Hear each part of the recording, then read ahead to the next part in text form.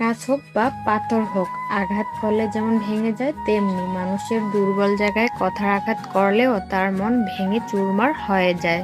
তাই নিজের দুর্বলতা কখনোই অন্যের কাছে প্রকাশ করা উচিত নয়। সব প্রশ্নের জবাব কথার মাধ্যমে দেওয়া যায় না, অনেক সময় নীরবতাই শ্রেষ্ঠ জবাব নিয়ে আসে। বর্তমানে জাতীয় খাবার ক্রাশ আর বাস, বর্তমানে জাতীয় মিথ্যা ফোন সাইলেন্ট ছিল, বর্তমানে জাতীয় রোগ ভাল লাগে না। ধন দৌলত ঐশ্বর্য সবটাই হলো ক্ষণিকের, অনেকে এসবের পিছনে ছুটে খোঁজ রাখে না আসল জীবনের। আমাদের জীবনটা বড় অদ্ভুত ধরনের, কষ্ট না পেলে বুঝি না কাকে সুখ বলে। দুটি জিনিসের উপর বিশ্বাস রাখতে নেই। নাম্বার 1, ঘর ছাড়া নারী। নাম্বার 2, ব্রেক ছাড়া গাড়ি।